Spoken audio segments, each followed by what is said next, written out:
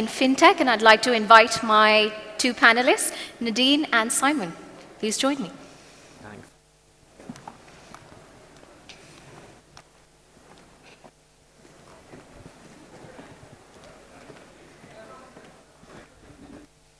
It's a lot.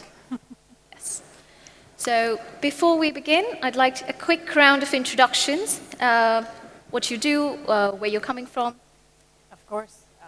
Sure. My name is Nadine Mezher. I think we lost our audience, but Yes. I'm a co-founder at Sarwa. We're a fintech company based out of the UAE, and we focus on wealth management. So again, tech company that has a mission of democratizing investing in the region. Perfect. Simon? Thanks, Laveena. Well, we'll talk loudly to try and draw some people back in. My name is Simon Hardie. I'm the founder and CEO of a company called Findexable. We launched something called the Global Fintech Index. It's a big map, a big global index, a map of fintech ecosystems and companies worldwide. And as part of that effort, we sort of believe passionately about fintech solving real-world problems, including diversity in the world of financial services. And we launched something called the Fintech Diversity Radar, which was a big data exercise looking at 1,000 of the world's biggest, most successful scale-up fintech companies, and looking at the composition of their top teams, both the senior management and the boards. And we'll talk a little bit about some of the findings from that research. Perfect. All right. So it's been very heartening to see the representation of women at the conference over the past 2 days. In fact, I've had the opportunity to meet some very exciting and inspiring fintech female founders. And I hope we're still represented by them in the crowd. But so despite this rapid innovation and disruption that the fintech industry has gone through, the one critical question that remains is, where are the women? And this is not just a Middle East specific problem. This is a global problem, like we discussed earlier. But there's a Cambridge University paper that actually refers to this problem as the triple glass ceiling. The problem where women face a challenge at the intersection of technology, entrepreneurship, and financial gender inequalities. So digging right into it, I think, Simon, it would be really helpful for us to just highlight some of the statistics relevant to the Middle East sector. Findexable's research has pointed out some very interesting statistics.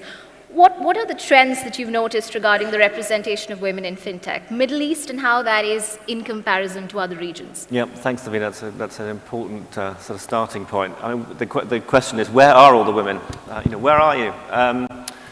The challenge we found, this is, let's get the bad news out the way. The statistics are appalling. I mean, there's no doubt, there's no way of mincing one's words. They are very disappointing. Financial services globally, has, in the sense of listed companies, has done marginally better over the last decade at improving the representation of women, both at workforces but also leadership and at boards. And at FinTech, we are just not seeing that. So, forgive me, but the challenge of doing this work is that it involves lots of numbers. So if this sounds like a maths lesson, I apologize. But I just want to take you through the kind of top line. So we looked at 1,000, as I say, 1,000 scale-up companies in fintech globally. It was balanced across regions, so we have a good worldwide distribution. The sort of top line numbers: 1% of fintechs were solely founded by women. So companies with only women founders was just 1% of those 1,000. 6% of founders in general are women, and 9 out of 10 boards had no women representation on them whatsoever. So the numbers are really, really quite challenging. There is a little bit of good news in the sense that Middle East and Africa, Middle East, North Africa in particular, doing quite a bit better at the level of the representation of women within companies and at board or founder level. Actually, the Middle East, particularly Saudi Arabia and the UAE, performing better than Europe at the level of women-founded companies. So impressive to see that this region, it's not just talking about entrepreneurship, but it's inspiring entrepreneurs across the board in a way that Europe has not. But as I say, the numbers are still pretty dire. And I think the great thing about having this conversation at an event like this, and good for Bahrain to do that, is to really kind of sort of try and identify some of the positive solutions that we can take, albeit in a challenging economic environment, but what can we do as individuals, as employees, as company founders and innovators to kind of drive this change? Because quite frankly, I think, fintech for us is about solving real problems. It's about driving inclusion. Inclusion has an ultimate benefit in the sense that not just us being all included in the marketplace, but also a bigger marketplace overall. But you can't do that unless your company and financial services as a whole looks like the real world. Well, that's an interesting point that you made, against the backdrop of the macroeconomic challenges that we currently face globally. Nadine, I think this is where it would be very helpful to hear from your experience at Sarwa. Could you help us highlight what are some of the benefits of having a diverse team? How does it fuel innovation at Sarwa or any place else that you've noticed in the fintech space? Well, I think ultimately diversity is really about being smart in business. We talk about profitability, and the reality, if you want to be profitable, you really need to be talking to your market. And if your market is open, then you need to have representation from all the different subsegments. So to us at Sarwa, it was extremely important, and we realized very quickly that having an inclusive culture and having a diverse team reflected positively on our financials. And that's not just at Sarwa. There are multiple reports out there, including, Simon, you've worked on a few, but you have the likes of Harvard Business Review that did a long study on the correlation between inclusivity, diversity, and, innovation. And it's a big positive correlation. There's McKinsey, you have BCG. So if all of these big firms who have done all of these reports are putting it out there that there is a correlation between the two, then I would actually start to listen. To give you an example, in the financial industry, you had a recent study looking into Europe, specifically across 134 banks, and they found that when you have a diverse leadership team, now we talk about leadership and we talk about why that's important, it impacts your financial statement massively. And that also, we need to talk about something that's very, very important, which is the inflection point. It's not about having one woman or two women on your board. It's about having really proper representation, because below that specific amount of diversification, and I think they talk about 30%, if I'm not mistaken, then you don't have the positive impact, because you have other impacts that kick in. So you need to really kind of have the right percentage of representation too. Yep. That's very helpful, Nadine. How you mentioned the importance of change in company culture and leadership at the top. And just before the session, we were discussing some of the more practical steps. And Simon, you had a lot in mind to talk about what small fintech firms can do, given the few resources that they have in space. They are at a startup stage. What are some of those practical steps they can do? Things like mentorship, any other steps? Yep.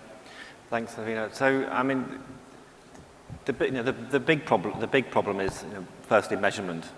If you don't measure where you're at, it doesn't matter. And I think what we've been advocating is, across the board, whether it's pay levels, pure numbers, seniority, one needs to keep track of what's happening.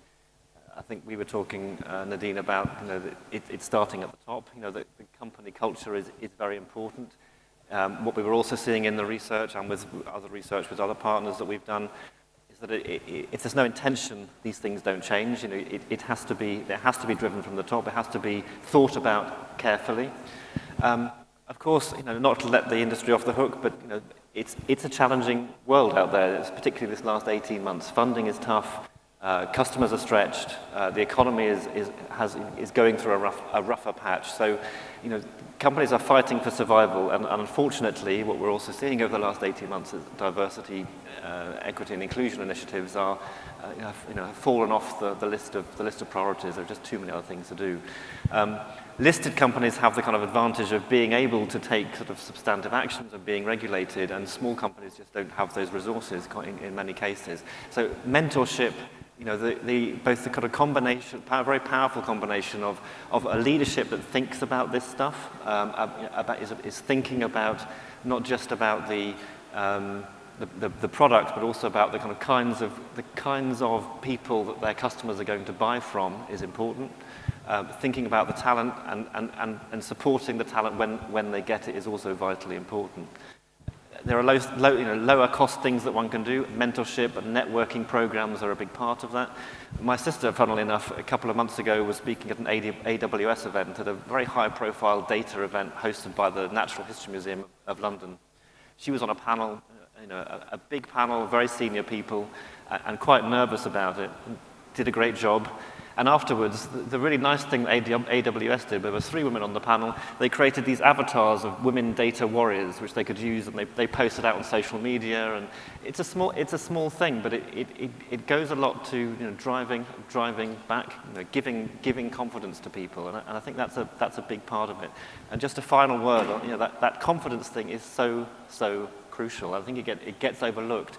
It's great if you've got a woman on the board. It's great if you've got a woman founder, but what you really need is the pipeline of talent, and that pipeline starts in schools. Well, we've got our own jobs to run. We can't necessarily help with that, but certainly the kind of bringing up people through the organization and giving them confidence is something that one can do. And just to say that a partner organization of ours did some work on imposter syndrome, and it's very much a real live thing. It affects men as well as women. The challenge is that men cover it up and sort of work through it, and women internalize the problem and quite often can self-sabotage. So, as innovators, founders, entrepreneurs, managers, that support and mentorship thing is possibly the most important thing. That's very helpful, Simon. And we always hear about people telling us what companies can do, what startups can do, what a government can do. But I think a lot of the responsibility and onus also lies on women leaders. And Nadine, I think you're a great example of how you've made space for yourself, some of the things you've done to reach to those leadership levels. As a woman who's trying to make her way in the fintech space in the Middle East, what would be your advice? What are some of the helpful tips that you'd like to share with other female founders? Well, there's a lot of work to be done by the big corporates and government entities, and we talk about the top-down approach, and this has been really given its share of speech on the table. And I think when it comes to us individually, what we can do, you can seek mentorship. So we talk about mentorship, and it doesn't have to be institutionalized. It doesn't have to be something structured. It could be on an individual level, right? And we talk about the big corporates like Microsoft, Google, all of these having these programs in place. But Sarwa, let's say we were big on inclusivity at a basis from leadership down, from hiring up. And it boiled down to having really a 50-50 representation, and we're very proud of the numbers we have. And I think a big reason why Sarwa is successful is because of that diverse team. And by the way, diversity is not just gender, it also is about cultural diversity, background diversity, and having that ultimate representation. So mentorship is very key, putting yourself out in communities, being part of networking events, talking to as many people as possible, and realize a lot of women out there want to help, want to support. If they have the time and the ability, then they will do that automatically. Of course, deep dive into skills, right? Like make sure that you have the soft skills and you seek mentorship in the soft skills, leadership, managerial, but also the technical side of things. So that's number 3, I would say, is really be your best advocate. I think, again, to Simon's point, we need to be talking about our achievement. We need to be our own personal advocate and pushing that boundary, because there's a lot of baggage that we carry in terms of imposter syndrome, in terms of the cultural and societal baggage that we have. So it's very important to realize you can do it. If you want to do it, it's a possibility. It's not an easy journey, but it's definitely very, very rewarding. So the key takeaway for me is probably self-advocacy as another female in the industry. Before we wrap up very quickly, I think we can't leave the conversation without talking about regulation and the absence of it. in the presence of any kind of policy that mandates a certain amount of female founders at the leadership level, how do you think companies can still make their practices more transparent, still be held more accountable? What are some of the things we can do? I'd like to start with Simon, and then Nadine, I'll come back to you for the same. Sure.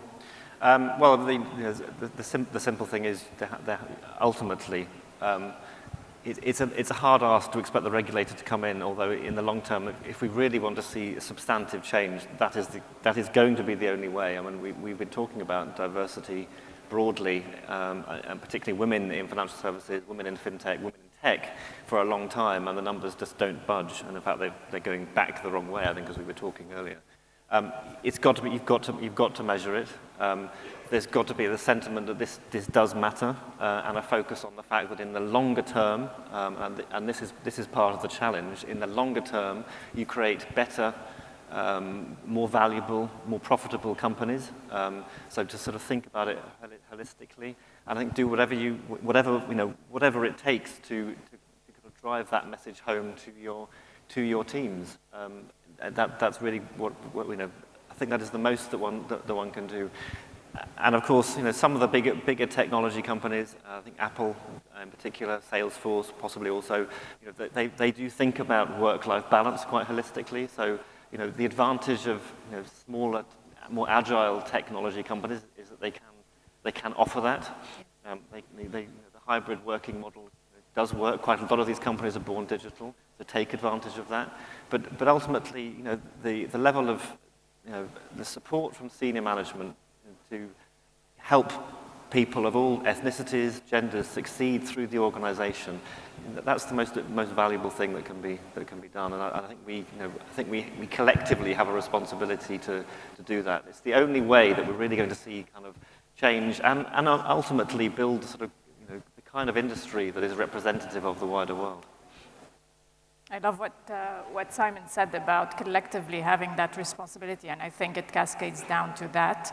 Corporates have a responsibility. I think as a community, as a society, we have a responsibility to be better, to do better, especially given everything that's happening in today's world. I think representation is key, and we don't need, yes, regulators need to step in, but we don't need to just wait for regulators to do that. I think we have to, as corporates, set very clear goals, put metrics, really look into these metrics, measure them, and eventually, if we can do reporting, whether it's public reports or internal reports, but at least have clear reporting on where we stand and have we really achieved these goals or not. Yep. Yep. And I don't know, can I finish with a very small story that happened yesterday to me? So I have a member of the family that's a doctor, a woman doctor. And because she's a woman doctor, her friends around her are women doctors. Her daughter came to her in front of everyone and asked her, she's like, "Mama, can men be doctors?" And I love that, and it shows the power of representation, right? Yeah. Because historically, there are industries that have been viewed to be specifically gender, male-oriented. Right. But then if you show more women, you're passing that message to a younger generation that it is possible, that we can belong in that frame, and I think that's breaking those legacy perceptions, is absolutely essential. There's no doubt about it. I think anything we can do to kind of say, actually, there are arguably better reasons to have women as a CTO than a man, and I can think of multiple reasons why there would be why that would be true. And I think those legacy perceptions are important. I think it's just worth remembering that it absolutely fascinates me. That in the 1940s, the 1950s, through the Second World War, women were front and center at cryptography, at technology roles, and women were perceived. Technology was perceived to be a woman's place, a domain. What we've seen, in the subsequent 70 years is massive backsliding. I do want to leave on one positive note, though, which is to say that in Saudi Arabia, 60% of computer science students are women. So it is changing, and I think what's fascinating about this region is to break that mold, to break that kind of stereotype, is that women are actually doing a lot of good things in technology here, and again, collectively, it's our responsibility to help make sure that continues. So some of the key takeaways, if I had to quickly sum them up, have intent to actually make change, collect the data, and hold companies responsible even in the absence of regulation and policy. I think that's a nice three-step takeaway for any fintech companies in the audience here today with us. But on that note, thank you so much, Nadine and Simon, to enlighten the audience, whatever's left with us right now before they rushed out for networking. But hopefully our panelists are available if you'd like to speak with them in the networking area. Thank you so much. Thank you very much. We'll now break for a quick 20 minutes and then come back for another round of sessions. Please do join us. We have some very exciting speakers lined up for you in the second half.